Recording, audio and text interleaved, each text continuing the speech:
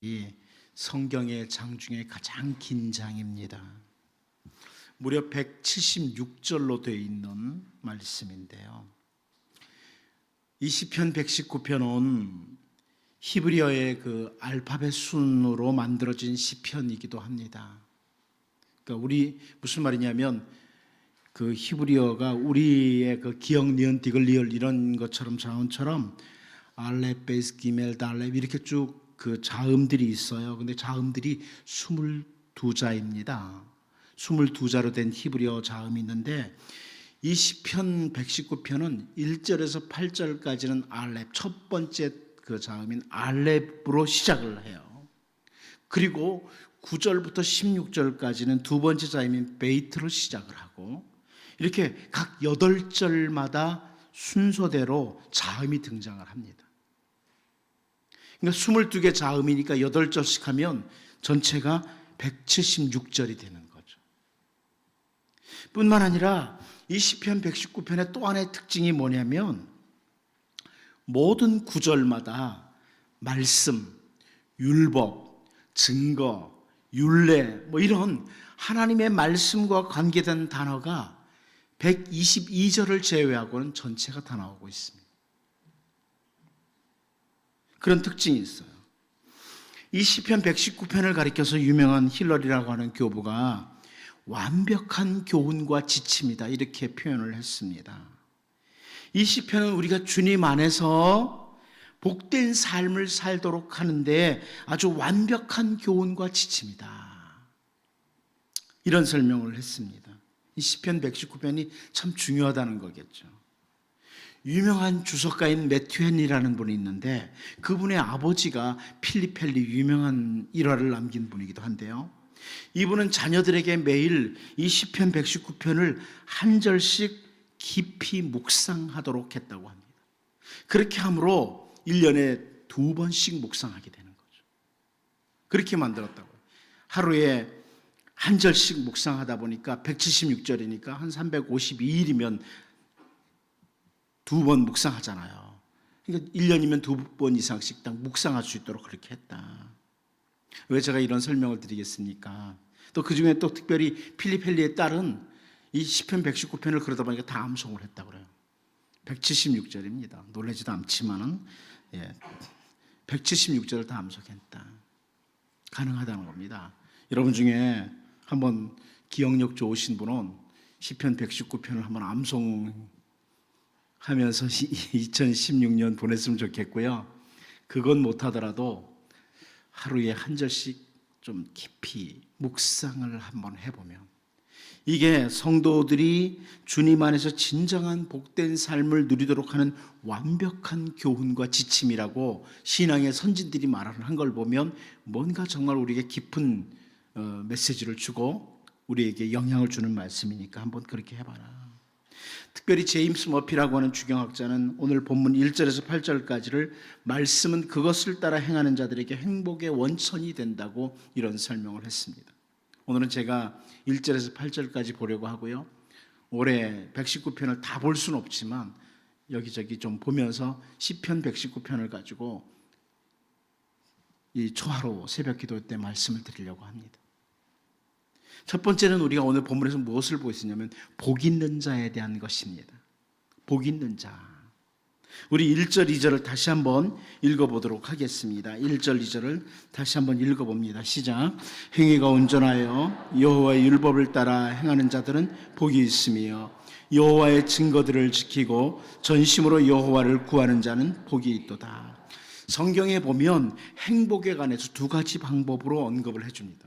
행복에 대해서 두 가지 방법으로 언급해 주는데 하나는 원인적인 측면이고 다른 하나는 외형적인 측면입니다. 복, 이 복에 대해서 원인적인 측면을 하나 말하기도 하고 외형적인 측면을 말하기도 합니다.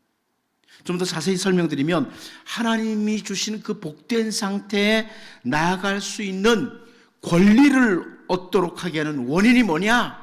이런 원인적인 측면. 하나님이 주신 복을 받을 수 있는 그 원인이 뭐냐? 그 측면 하나 있고 실제적인 측면과 관련해서는 하나님이 예비하신 복을 실제적으로 내 삶에서 누리도록 하는 효력,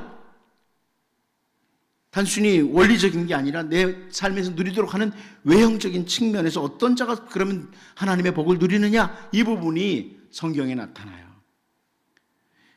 원인적인 측면에 대해서 우리가 너무나 잘 알고 있어요. 예수 그리스도를 믿고 죄사함을 받고 그리스도 안에서 의롭다 하심을 얻은 자만이 하나님이 주시는 그 복된 상태에 나아갈 수 있는 권리를 얻은 자다. 다 알고 있습니다. 그리스도 안에서만.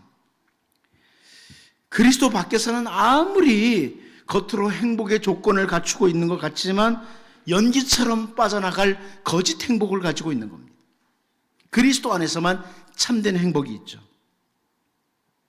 그런데 오늘 시편 119편 1절 2절에서는 이제 그 하나님의 복을 우리가 외형적으로 실제적으로 누릴 수 있는 자가 누구냐, 이걸 보여주고 있어요. 여러분, 우리 다 그리스도 안에서 이미 복을 받을 수 있는 조건을 갖춘 자예요. 그런데 실제적으로 그 복을 누릴 수 있는 자가 누구냐, 1절 2절에 설명되고 있다는 겁니다. 그 폴 베인이라고 하는 유명한 신학자가 이런 말을 했습니다. 만일 병든 자가 그를 행복하다고 할 수 있는 것은 그가 가장 적절한 의사를 만났을 때다. 그렇죠. 병든 사람이 가장 행복한 데는 가장 적절한 의사를 만났을 때요. 근데 주 안에서 의롭다함을 얻은 성도에게 가장 행복하다고 할 수 있는 것은 하나님의 말씀을 따라 행할 때이다. 이렇게 설명을 했습니다. 복 있는 사람에 대해서 여기 1절에서 행위로서, 2절에서는 마음의 상태, 이렇게 묘사해줘요. 행위, 마음의 상태. 만일 우리가 하나님의 말씀을 가지고 우리의 행위를, 우리의 마음을 잘 다스리면 그 사람 복 있는 자라는 거예요. 많은 사람들이 자기 수중에 들어온 돈을 지키고 자기에게 찾아온 명예와 권세를 지키는 것이 행복이라고 생각해요. 그런데 오늘 본문에서는 그 어떤 것보다 하나님의 말씀을 잘 지키는 것이, 행위와 마음에 있어서 하나님의 말씀을 잘 지키는 것이 가장 큰 행복이다. 제임스 머피의 말처럼 그것은 행복의 원천이라는 겁니다. 여기 시편 기자가 고백하는 고백을 우리도 할 수 있었으면 좋겠어요. 제가 1절 2절을 조용히 설교 준비하다 이렇게 읽어봤습니다. 행위가 온전하여 여호와의 율법을 따라 행하는 김봉수는 복이 있으며, 여호와의 증거들을 지키고 전심으로 여호와를 구하는 김봉수는 복이 있도다. 이렇게 한번 읽어봤어요. 여러분, 한 달 동안 이 말씀 가지고 한번 여러분의 이름을 넣어가면서 계속 묵상을 해보십시오. 그리고 그렇게 기도하기를 원합니다. 하나님, 가장 큰 행복, 가장 큰 복은 나의 행위와 나의 마음으로 하나님의 말씀을 지키는 것입니다. 어쩌면 너무나 많은 시간 동안 헛되고 헛된 것들을 지키기 위해서 몸부림쳐 왔습니다. 다 연기처럼 빠져나갈 것들, 어느 날 주님이 부르시면 거짓 행복이었던 것들을 지키려고 몸부림쳤던 시간이 많습니다. 그러나 이제 진정한 행복, 행복의 원천인 내 행위와 내 마음으로 하나님 말씀 지키는 자가 되게 하옵소서. 이렇게 기도함으로 거기서 행복을 찾을 수 있기를 원합니다. 두 번째로, 그 복된 길로 가기 위해 기도하는 자의 모습이 본문에 나옵니다.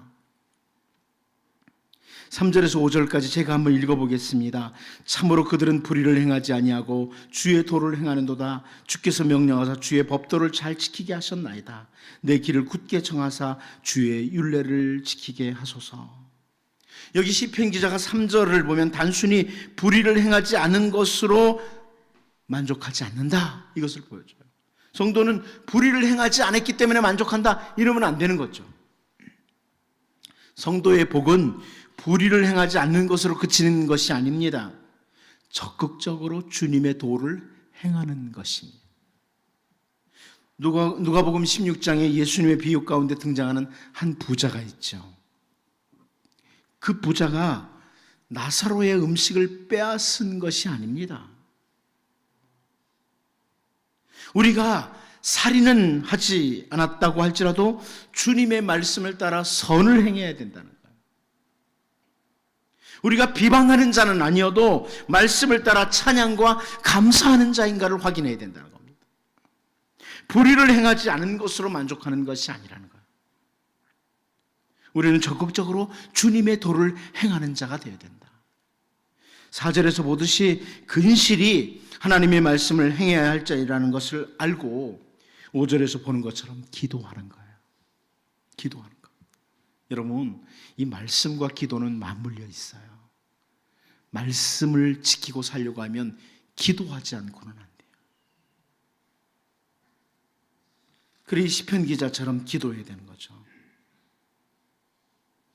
너무나 많은 사람들이 사람과의 관계로 인해서 말씀을 포기하기도 하고요. 물질로 인해서 물질 때문에 말씀을 포기하기도 하고 여러 가지 상황 때문에 말씀을 포기하기도 합니다. 그런데 결국 그게 뭐냐면 오늘 본문을 보면 하나님을 포기하는 거라는 겁니다. 이걸 명심해야 됩니다. 사람과의 관계로, 물질 문제로, 어떤 상황으로 인해서 하나님의 말씀을 포기하면 그것은 하나님을 포기하는 것이다. 이제 아무리 가까운 사람이라고 할지라도 하나님 말씀 선택하고 수천 수만 금이라고 할지라도 하나님 말씀 따르고 세상 모든 명예와 권세를 다 준다고 할지라도 주님을 따르는 자, 말씀 지키기 위한 기도자들로 우리가 2월 한 달을 살 수 있기를 원합니다. 마지막 한 가지 더 보겠습니다. 주님의 말씀을 가까이 할 때 어떻게 되느냐 하는 겁니다. 6절에서 8절을 제가 한번 읽어봅니다. 내가 주의 모든 계명에 주의할 때에는 부끄럽지 아니하리다. 내가 주의 의로운 판단을 배울 때는 정직한 마음으로 주께 감사하리다. 내가 주의 율례들을 지켜오리니 나를 아주 버리지 마옵소서. 하나님을 존귀하게 여길 때 자기 자신을 존귀하게 여기는 길이다. 또 하나님께 존귀히 여김을 받는 길이다. 이것을 볼 수 있습니다. 근데 우리가 하나님의 말씀을 주의하고 하나님의 말씀을 지키려고 하고 하나님의 말씀을 배울 때 세 가지 현상이 나타납니다. 여기 시편 기자의 표현을 보면 첫 번째는 부끄러움을 당하지 않습니다. 부끄러움을 당하지 않는다. 주의 말씀을 삼가 주의하면 부끄러움을 당하지 않는다. 두 번째는 정말 주님께 감사하는 마음이 넘쳐서 삶에서 진정한 감사가 있게 된다. 이 6절에서 8절에 있는 말씀이죠. 진정한 마음으로 감사하게 된다. 마지막 한 가지 8절 앞부분에 나오는 것처럼 뭐가 있어요? 조용한 결단이 있습니다. 어떤 결단입니까? 이 시편 기자는 나는 내가 주의 율례들을 지키오리니.